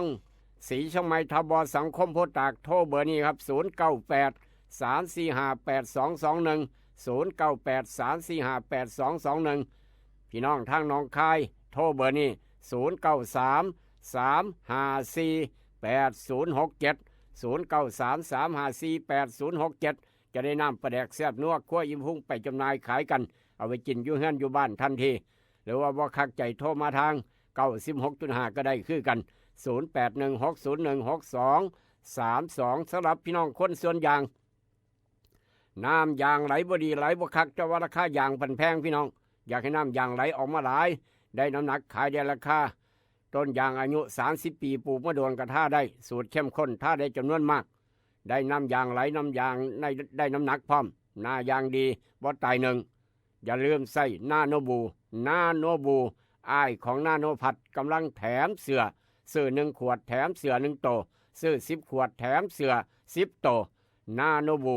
เสือโตโก้โตงามพร้อมอีกต่างหากเห็นแล้วอยากได้ผู้ใหญ่ใส่ไปเอามาดบ่ใส่ไปให้ผู้ใหญ่ตุเบิ่งแหน่เสือนาโนบูหั่นนะไปเอามาแล้วใส่เสือนาโนบูให้ผู้ใหญ่ตุเห็นน้ำแหน่หรือว่าจะซื้อมาให้หมู่พร้อมก็ได้คนละโตใส่ไปน้ำกันปานทีมตะก้อโลดสิไปยากอีหยังเอานาโนบูอ้ายของนาโนพัดอยากได้ไปเอาอยู่ร้านแต่การเกษตรแต่เอี่ยมเฮงสีช่องไม้ร้านดาวแดงการเกษตรบ้านป่าสักเหนือทางมาทางดอนป่าเปื่อยบ้านหมอ ล้านสังคมการเกษตรอำเภอบ้านผือล้านวิลิตย่างพระอำเภอบ้านผือกำลังแถมเสือซื้อนาโนบูยาท่านายางสูตร2 พลังใส่ดีแล้วต้องบอกต่อครับกำลังแถมเสือฟ้าวเปี่ยวด้วนย่านเบิดเขตก่อนได้ยินเราก็บอกต่อกันไปนาโนบูอ้ายของนาโนพัดยาท่านายางสูตร2 พลังพี่น้องคนส่วนอย่างหูจักดีปัญญังครับเอาละครับได้เวลาไปเอาบุญน้ำกันพาพี่น้องไปเอาบุญทางบ้านป่าสักไต้หมู่เก้าครับป่าสักไต้หมู่4พร้อมแต่ว่าเจ้าภาพใหญ่ทางหมู่เก้าผู้ใหญ่สุทธิดามูลติศรีพร้อมพี่น้องทางป่าสักไต้หมู่เก้าครับเชิญชวนพี่น้องไปร่วมทำบุญน้ำกันศิษย์เก่าศิษย์ใหม่ศิษย์ปัจจุบันกับโรงเรียนป่าสักวิทยาครับโรงเรียนป่าสักวิทยาหมู่เก้าขอเชิญพี่น้องผู้ใจบุญครับร่วมทำบุญเป็นเจ้าภาพผ้าป่าเพื่อการศึกษาสร้างห้องน้ำให้ลูกให้หลานให้อนุบาลสร้างห้องน้ำอนุบาลจำนวน2 ห้องเฮ็ดโครงหลังคาบันไดทางขึ้นอาคารเรียน2 ข้างซ้ายขวาครับ2 ข้างซ้ายขวาตั้งกองผ้าป่าครับกำหนดการ24 กรกฎาคม 8 โมงเช้าตั้งกองผ้าป่าเบิดมือไปต่อยอดผ้าป่าไปบุญน้ำกันจะได้เรียนหนังสือเก่งครับศาสนาจะได้เรียนเก่งเพิ่นว่านี่มีวิชาการศาสนาจะได้เป็นเจ้าเป็นนายย้อนเฮ็ดบุญผ้าป่าโรงเรียนเอาอย่าลืมครับ24 กรกฎาคม 8 โมงเช้าเป็นต้นไปตั้งกองผ้าป่า25 กรกฎาคม 9 โมงเช้าทอดผ้าป่าอย่าลืมไปต่อยอดผ้าป่าไปแห่กองผ้าป่าน้ำกันพี่น้องชรบเด้อทุกนายครับชรบทุกนายของป่าสักไต้หมู่เก้าร่วมด้วยช่วยกันดูแลความเรียบร้อยตกแต่งสถานที่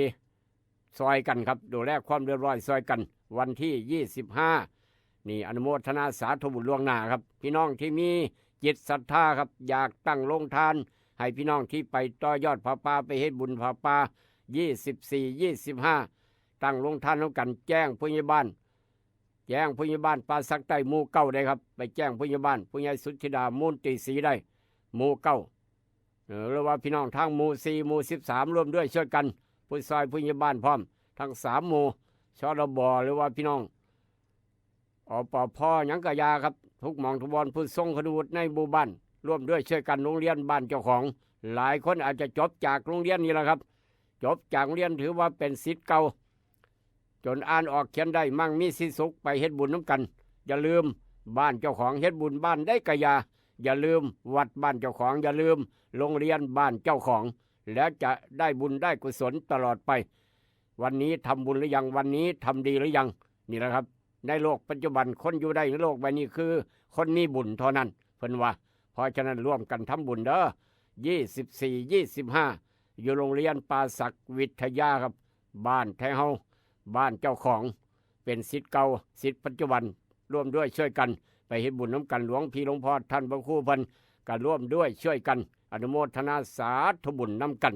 ผู้ใหญ่สุทธิดามูลติศรีพาพี่น้องเฮ็ดบุญผ้าป่าโรงเรียนครับ24-25 กรกฎาคมตั้งโรงทานพร้อมที่จะถึงนี้ได้ยินแล้วก็บอกต่อกันไปอนุโมทนาสาธุบุญล่วงหน้าเฮ็ดบุญได้บุญครับเฮ็ดบาปได้บาปเพิ่นว่าเพราะฉะนั้นทำบุญจะได้อยู่กับบุญบ้านเฮาตลอดไปถ้าพี่น้องมีข่าวด่วนอยากเว้าอยากว่ากดกันเข้ามา0816016232ครับ0816016232พี่น้องเดินทางไปไสช่วงนี้ต้องเตรียมห่มไปพร้อมเตรียมเสื้อกันฝนไปนำครับในพื้นที่จังหวัดหนองคายบ้านเฮาคือกันเวียงจันทน์คือกันอย่าลืมห่มครับเอาห่มติดไม้ติดมือไปพร้อมเอาเสื้อกันฝนไปนำทำให้ขี่รถจักรก็ได้เพราะว่าฟ้าฝนตกได้ทุกยามทุกเวลาครับหน้าฝนทางกรมอุตุเพิ่นบอกไว้ว่าจังซั่นหนองคายบ้านเฮาอาจจะบ่ตกเช้าก็ตกบ่ายครับตกได้ทุกยามตกแห้งตกคอยตามกรมอุตุเพิ่นบอกไว้พยากรณ์อากาศไว้ว่าจังซั่นลูกเคลาเอามาบอกพี่น้องนำครับเอาละครับถ้ามีข่าวด่วนพี่น้องแจ้งกันมาถ้ายังบ่มีขออนุญาตเดินทางต่อไปสำรวจตรวจสอบอุทาหรณ์สอนใจเช้ามื้อนี้มีหยังแน่ครับอุทาหรณ์สอนใจทางบ้านเฮาหนองคายข่าวใหญ่สายข่าวก็จับเล็กรายงานเกี่ยวเข้ามาก็เกี่ยวกับน้ำประปาหน้าฝนคนนี่แหละครับน้ำประปาหน้าฝนนี่คน จนเป็นน้ำขีดตมครับน้ำขีดตมออกสีหยังละเพิ่นว่าสีกาแฟบ่น้ำประปายังสีกาแฟแบบนั้นประมาณนั้นเอาบ้านใดเมืองใดตำบลใดเป็นน้ำประปาสีกาแฟเอิ้นคนไปกินกาแฟซอยส่งกาแฟซอยบ่หรือว่าจังไดเพราะว่าน้ำประปายังเป็นสีกาแฟครับนี่สายข่าวก็จับเด็กรายงานกันเข้ามาถ้าหมู่บ้านใดเป็นสั่นก็แจ้งมาจะหน่อยจะได้หูจักนำกันขออนุญาตเดินทางต่อครับอุทาหรณ์สอนใจอุบัติเหตุเพศภัยแต่ละเมื่อนี่หลายขนาดนี่ก็อีกเหตุการณ์หนึ่งครับแม่พาลูกมาสอบอยู่โรงเรียนครับขับรถเก๋งมาแม่พาลูกมาสอบอยู่โรงเรียนขับรถเก๋งมาครับปรากฏว่าจอดหน้าโรงเรียนฮอดลูกพาลูกไปนั่งสอบมีคนแจ้งว่าไฟไหม้ว่าซั่นว่ารถจอดอยู่ดีๆนะครับจอดตากแดดอยู่ดีๆเนี่ยรถจอดตากแดดรถเก๋งครับในขณะลูกกำลังสอบแม่กำลังนั่งถ่าลูกมีคนบอกไฟไหม้รถเก๋งรถผู้ใดรถไฟไหม้รถเก๋งควันโกบอยู่พุ่นน่ะแม่ก็เลยเดี๋ยวไปเบิ่งว่าเป็นรถเจ้าของครับรถเจ้าของแล่นมาเบิ่งถึงกับเป็นลมเป็นแรงช็อกกับหม่องเพราะว่าทรัพย์สินมีค่าเกิดในรถราคาเป็นล้านเนาะไฟไหม้วะนี่แม่จอดอยู่ดีกับไฟก็ไหม้เราก็เลยสันนิษฐานว่าพี่น้องก็สันนิษฐานว่าเกิดจาก power bank วางอยู่เบาะหลัง power bank ตากแดดฮ้อน2เกิดจากพัดลมไฟฟ้าพี่น้องใส่แบตเตอรี่พัดลมไฟฟ้าน้อยๆนะแก้ฮ้อนวางอยู่ในรถจอดตากแดดฮ้อนบัดนี้นั่นคือคาดว่าน่าจะเกิดจาก power bank วางไว้ในรถพัดลมไฟฟ้าวางไว้ในรถที่สาดมาอากาศร้อนครับก็เลยไหม้รถพร้อมบัดนี้ว้ายเรียบร้อยพี่น้องเอ้ยเบิดเนี่ยสิวาครับซอยกันดับจาละวันทุบกระจกดับพร้อมอีกต่างหากเหตุการณ์นี้เกิดทางใดทางจังหวัดฉะเชิงเทราครับช่วงเที่ยงมื้อวานนี้เป็นข่าวพาลูกมาสอบโรงเรียนครับแม่นางท่าไฟไหม้รถบัดนี้เฮ็ดจังได๋ค่อยสิได้เหมารถกลับบ้านนี่แบบนี้เนาะเหมารถกลับบ้านคักเหตุมันเกิดแบบปัจจุบันทันด่วนครับจากเหตุการณ์นั้นมาทางเหตุการณ์นี้เพราะฉะนั้น power bank หรือว่าพัดลมไฟฟ้าวางไว้พัดลมใส่แบตเตอรี่นะครับอย่ามองข้ามความปลอดภัยโดยเด็ดขาดเว้าเรื่องขยะเว้าเรื่องน้ำเน่าน้ำเหม็นครับเหตุการณ์นี้เกิดทางต่างจังหวัดบ่แม่นทางบ้านเฮาครับทางจังหวัดระยองปรากฏว่ากองกากสารเคมีอยู่กองขยะขนาดใหญ่พี่น้องเข้าใจครับว่าเอาขยะไปทิ่มบ่ครับอยู่กองขยะอยู่ขนาดใหญ่ครับอยู่หม่องสูงกองขยะปรากฏว่าฝนตกใส่กองขยะน้ำขยะไหลลงมาครับไหลอาบลงมาน้ำย่อมไหลจากที่สูงลงสู่ที่ต่ำฝนตกใส่ครับเฮ็ดให้น้ำฝนสะโอ้ยจากสะหยังเป็นสะหยังบาดนี่สะน้ำลงมาครับถือกองขยะน้ำเน่าน้ำเหม็นถือสารเคมีพร้อมสารพัดไหลลงมาครับไหลอาบลงมาใส่ให้หมักนัดของพี่ของน้องให้สับปะรดให้หมักนัดสาน้ำก็เปลี่ยนสีกินเหม็นเต็มไปเบิดเดือดร้อนบาดนี้เดือดร้อนหาอบต.นายกเทศบาลแม่น้ำคู่สั่งเร่งขนย้ายด่วนครับย้ายกองขยะด่วนพร้อมตรวจหาค่าสารปนเปื้อนอีกหากเกินค่ามาตรฐานเตรียมฟ้องร้องเกี่ยวกับมอง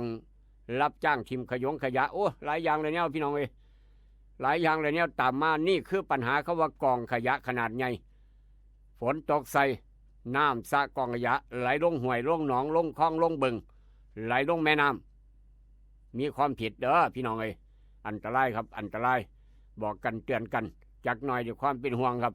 หลายคนเอาทีเจ้าของเด้เอาทีรับจ้างเป็นมองทิมขยะครับคนมีทีหลายครับในเมืองใหญ่ผู้ใดมีที10 ไร่20 ไร่50 ไร่1รับจ้างให้คนเอาขยะมาทิมมองหันผู้ใดมาทิมก็จ่ายเงินครับจ่ายเงินต่อเดือนผู้ใดมาทิมนี่จังสี่เด้หลายมองหลายบอนเฮ็ดแบบนั้นครับ เพราะฉะนั้นให้ระมัดระวังอย่ามองข้ามความปลอดภัยโดยเด็ดขาดประเภทรับจ้างเป็นมองทิมขยะเอาทีเจ้าของเป็นมองทิมขยะย้อนทีมีหลายครับหลายร้อยไร่หลายพันไร่ประมาณนั้นเป็นข่าวเหตุการณ์นี้เกิดทางจังหวัดระยอง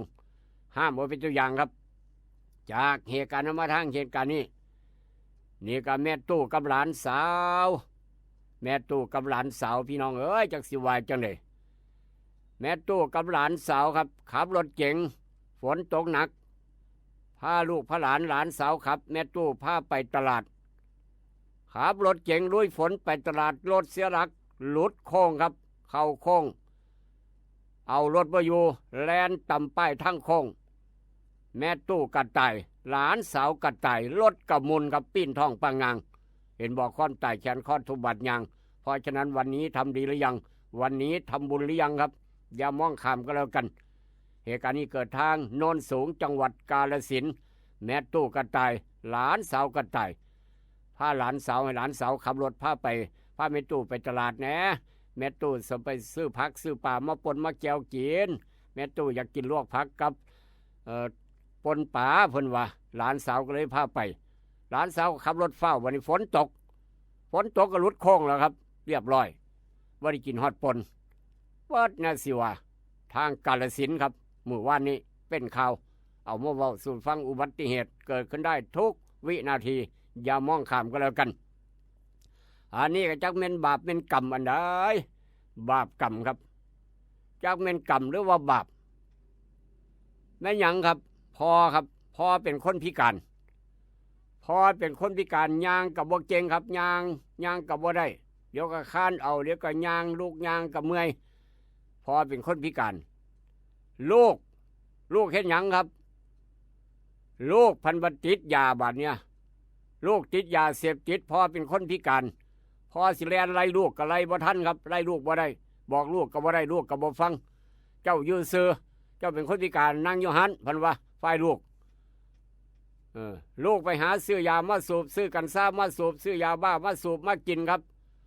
บัดเงินเบิดมันมาขอพอเงินพ่อพิการได้เงินคนพิการครับมาขอ5 บาท10 บาท100 บาทขออยู่พ่อปานนั้นบาทเมายามาสมตีพ่อขาพ่อบาทเนี่ยเมายาครับลูกสมตีพ่อขาพ่อจะมาขอเงินพ่อบ่ให้จังได๋เบิดล่ะเงินพิการได้จักบาทเบิดแล้วครับบ่กุ้มเดือนย้อนลูกติดยามาขอพ่อย่านลูกค้านครับค้านก้อยพ่อน่ะค้านไปพ่อย่างบ่ได้บ่มีคนมาซอยค้านไปตามภาษาได้ไม่คำยันกับไปตามภาษาครับเมื่อยก็นั่งเศร้าเมื่อยกับลูกย่างต่อไม่คำยันย่างไปครับหนีออกจากบ้านไปครับจากไปพลาดเท่าใดย้อนย่านลูกขาพอหนีออกจากบ้านเทิงคานเทิงยางไม่คำยันหายตัวไป4 มื้อครับผู้ใดก็บ่เห็นญาติพี่น้องก็บ่พ่อญาติพี่น้องเราไปสายเราไปปรีอยู่สายเราไปบ้านผู้ใดเราไปนอนอยู่สายเราย่านลูกเราขาลูกเราติดยาว่าซั่นว่าโอ้ยหาไปหามาไปครับพอพุ่นไปตกอยู่ในห้วยพุ่นกลายเป็นศพแล้วครับพอตายอยู่ในห้วยครับผู้น้ำอ่างลางพี่น้องเอ้ยเราไปย่างจะได้ไปตกห้วยเห็นบ่ลูกติดยาพอเป็นคนพิการย่านลูกขาหนีกระเซิดกระเซิงหนีด้วยความจำเป็นครับย่านลูกขาย่างไปจะได้บุญจักไปตกห้วยตกคลองครับตายครับพอญาติพี่น้องคอยไปเห็น4 มื้อผู้น้ำอ่างลางย้อนหนีลูกติดยาย่านลูกขาจังสี่ก็มีคือกันจักเป็นกรรมเป็นเวรจังเป็นบาปอีหยังพี่น้องเอ้ยเวรกรรมมาโพดมาเหลือเถอะเนาะเอาเห็นภาพแล้วก็โอ้ยบ่อยากเห็นบ่อยากพ่อครับนี่คือเหตุการณ์เกิดอยู่ทางบ้านอื่นเมืองอื่นบ่ไปทางบ้านเฮาครับให้ระมัดระวังอย่ามองข้ามความปลอดภัยทางอำเภอศรีเทพจังหวัดมะขามหวานเมืองเพชรบูรณ์ครับจังหวัดเพชรบูรณ์เป็นข่าวเอามาเว้าเป็นอุทาหรณ์สอนใจลูกหลานติดยาพ่อแม่เป็นคนพิการผู้ใหญ่บ้านดูแลนี่เด้อผู้ใหญ่บ้านดูแลนะครับย่านเป็นคือจังเป็นข่าวสันดอกหวาจากเหตุการณ์นั้นมาทางเหตุการณ์นี้ครับน้องกับไอ้สอบเครียด2 ไอ้น้องถูกจับได้เรียบร้อย ไปฆ่ากันไปยิงกันสองอ้ายน้องอ้ายกับน้องยิงสนั่นหวันไหวอยู่งานบวชของบ้านอื่นเมืองอื่นงานบ้านเพิ่นจะบวชลูกเจ้าของไปหันไปงานบวชเพิ่นไปฆ่ากันบ้านเนี่ยถือจับสอบเครียดทั้งสองคนตายหนึ่งนี่ครับงานบวชตายหนึ่งผู้แสบผู้สาวก็ถือลูกหลงอีกหนึ่งครอบครัวเตรียมยื่นประกันครับฝากขังอีกต่างหากขณะที่คนถือลูกหลงยังทาผ่าตัดเอากระสุนออกจากร่างกายเห็นบ่ขนาดไปงานบวชบ้านอื่นเมืองอื่นไปงานบวชญาติพี่น้องก็ยังไปฆ่ากันแจงกันใส่บ้านใส่เฮือนใส่งานบวชเพิ่นเฮ็ดงานบวชเศร้าสลดหดหูครับจากงานบวชกลายเป็นงานตายบัดนี้เอาจังได๋ล่ะบาดนี้ลูกก็ยกมาทันบวชคนก็มาตายใส่บ้านเอาจังได๋เราค่อยบาดนี้ว่าซั่นว่าผู้เป็นเจ้าภาพงานบวชผู้เป็นพ่อเป็นแม่หนูจะบวชลูกชายหนูงานบวชลูกชายเข้านาคเรียบร้อยยังบ่ได้บวชจ้อยพวกเจ้าเพิ่นมาฆ่ากันตายใส่บ้านข่อยเนาะเสียข่อยเฮ็ดจังได๋ล่ะบาดเนี่ยตำรวจก็เอิ้นไปสอบเห็นบ่ครับเดือดร้อนไปบัดเหตุนี้เกิดทางใดจังหวัดพระนครศรีอยุธยาเมื่อวันที่10 กรกฎาคมที่ผ่านมาครับเพิ่นจะบวชลูกเพิ่นแต่ว่าเจ้าของไปฆ่ากันตายใส่บ้านเพิ่นโอ้ยปวดหัวแม่นบ่ผู้ใหญ่วิชัยหรือว่าจังใดเอาห้ามไว้เป็นตัวอย่างครับจากเหตุการณ์มาทางเหตุการณ์นี้นี่ก็อุบัติเหตุเพศภัยไปจังไหนมาจังไหนมาเป็นจังซี่บาดเนี่ยคณะผู้แสวงบุญครับสลดหดหูรถกระบะคณะผู้แสวงบุญครับพาสายฝนตกหนักเฝ้าพร้อมคนขับก็ได้เสียหลักคนอยู่ทั้งหันเต็มอึ้งตึง12-13 คนครับรถกระบะพี่น้องไปเฮ็ดบุญมาครับไปเฮ็ดบุญมาคนขับรถกระบะพาสายฝนเสียหลักบังคับรถอยู่ต่ำเสาไฟฟ้าต่ำเสากล้องวงจรปิดจับความเร็วพร้อมความตีลังกาตกล่องกลางถนนครับปรากฏว่าตายคาทีหนึ่งบาดเจ็บ11 คน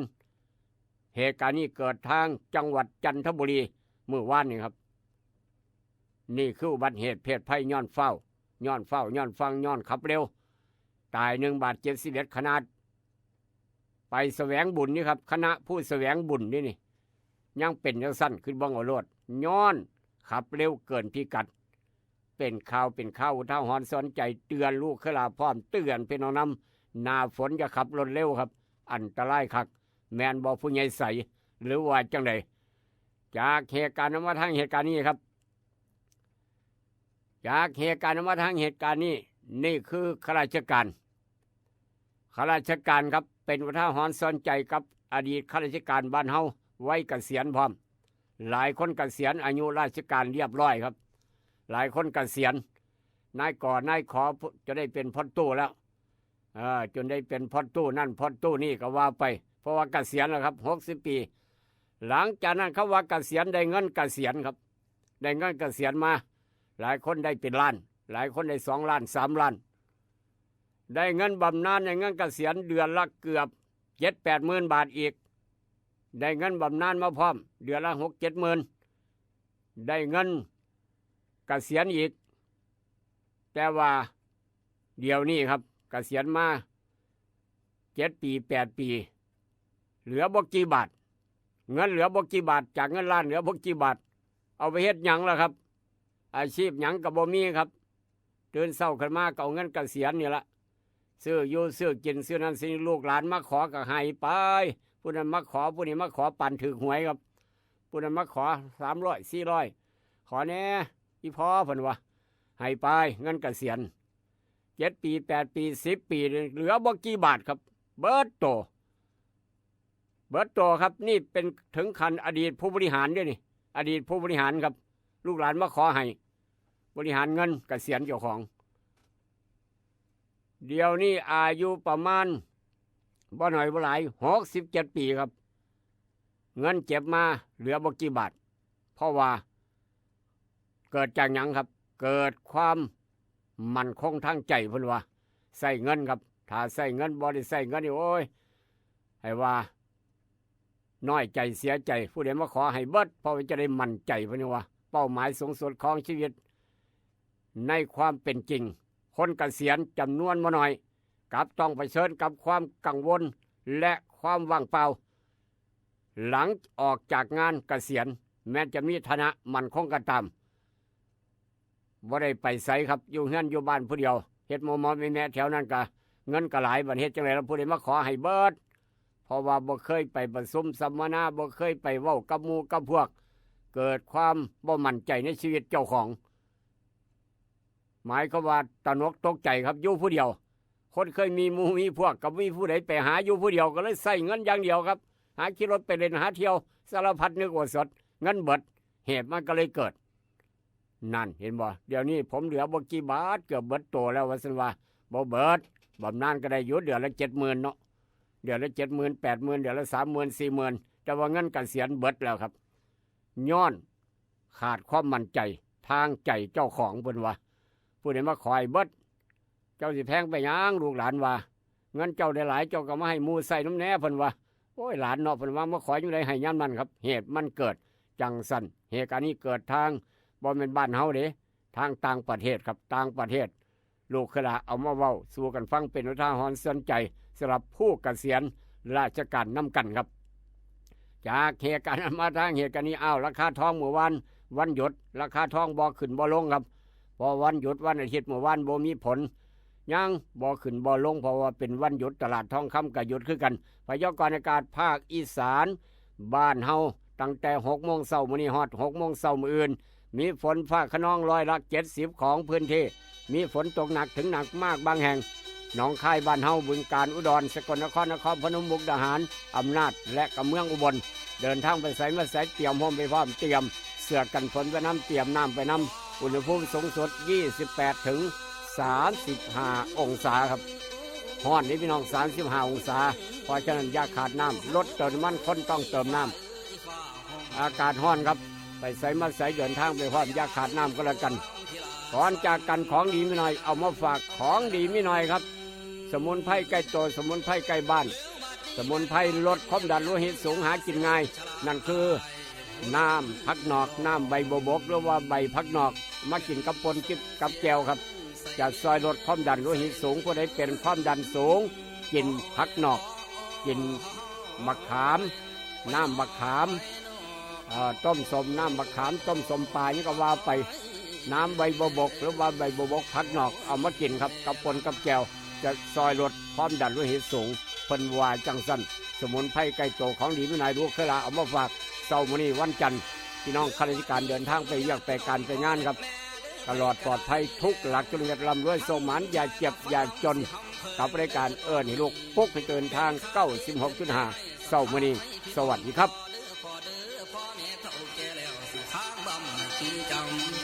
นี่ละนอเพิ่งว่าเกิดเป็นคนเอาควรสั่งสังฆทานอย่าเป็นปล่อยจังงั้นตักบาตรนี่ปล่อยแทนขอบไม่ยืนทรงนี่ละนอเพิ่งว่าจงใจสั่งสถานีน้องเสื้อพระของท่านอเนกบนบุญคำเมื่อสิมาศรัทธา